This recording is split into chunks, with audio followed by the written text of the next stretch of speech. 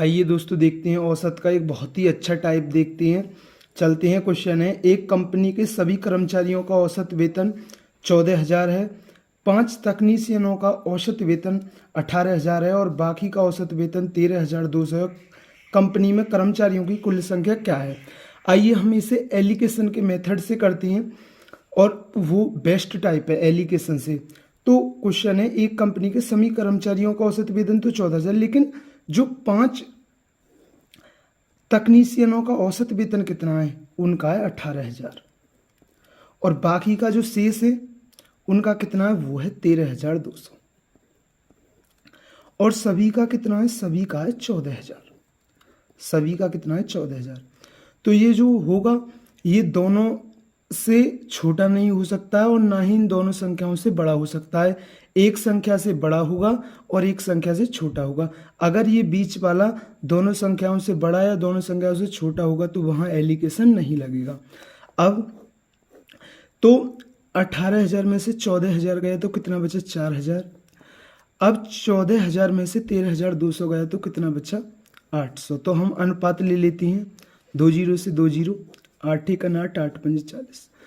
तो जो जो मतलब जो 5 तकनीशियनों का औसत वेतन कितना था? 18,000 था और बाकी का कितना था? 13,200 था। तो उन तकनीशियनों का मान कितना है? 1 यूनिट है। जो कितने थे? वो 5 यूनिट के बराबर थे। हमारे हिसाब से 1 यूनिट मान है और क्वेश्चन के हिसाब से कितने कर्मचारी कितने थे? 5 थे। तो 1 का मान हो गया 5। अब उसने पूछा सभी कर्मचारी, तो 1 से काटोगे तो आप ये 5 बार ही कटेगा। सभी कर्मचारियों का औसत वेतन, सभी कर्मचारी कितने यूनिट है? एक यूनिट ये थे और 5 यूनिट ये थे, तो कितने थे? 6 यूनिट। 1 यूनिट का मान कितना? 5। तो 6 यूनिट का मान कितना हुआ? 30। तो कंपनी में कर्मचारियों की कुल संख्या कितनी थी? 30 थी। अगर आपसे पूछे कि उन कर्मचारियों की संख्या कितनी थी जिनका वेतन 13,200 था, तो आपको इसमें गुणा करनी थी। तो 5 25, तो उनकी कितनी थी? 25 थी। और जो वैसे वो कितनी थी जिनका 18,000 औसत वेतन था, उनकी संख्या थी 5। तो आप ऐसे निकाल सकते थे, इनकी निकाल कर, और इनके 5 थे और 25 ये थे, तो 25 5 30 कर लीजिए। आप ऐसे कर लीजिए, या 1 यूनिट 18,000 वाले थे और 5 यूनिट कौन थे? 13,200 जिनको वेतन मिल रहा था। तो कुल कितने हो गए? 5 और 1 6, तो 6 पंजे 30।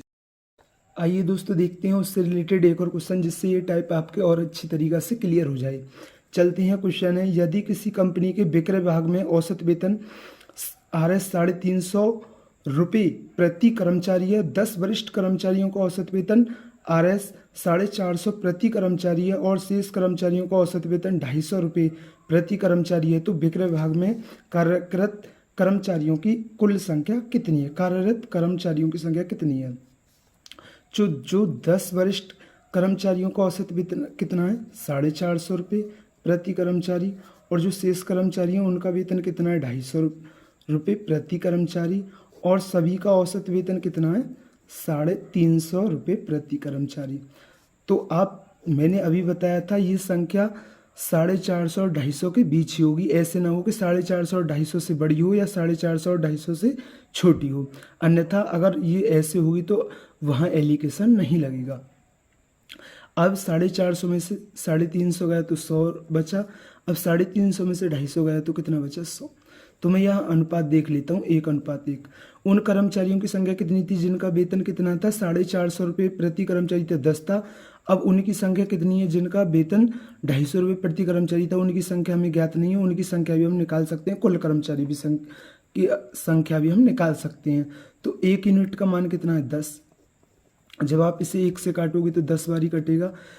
आप 1 यूनिट कर्मचारी तो वो थे जिनका वेतन 450 रुपये प्रति कर्मचारी था। 1 यूनिट कर्मचारी वो थे जिनका वेतन 250 रुपये प्रति कर्मचारी था। तो कुल कितने यूनिट कर्मचारी हो गए? 1 और 1 2। 1 यूनिट का मान कितना है? 10। तो 2 यूनिट का मान कितना होगा? 20। तो टोटल कर्मचारी कितने थे? 20। अगर हमसे पूछे उन कर्मचारियों की संख्या कितनी थी जिनका वेतन 250 रुपये प्रति कर्मचारी था, तो आप इसमें 10 की गुणा करते। 1 यूनिट का मान 10 था, तो आप 1 में 10 की गुणा करते तो आंसर क्या आता? 10। तो 10 ये हो जाते, 10 ये हो जाते, तो ऐसे कर लेते आप 20 हो जाते। तो दोस्तों मैं आशा करता हूँ ये टाइप आपके क्लियर हुआ होगा। थैंक यू दोस्तों।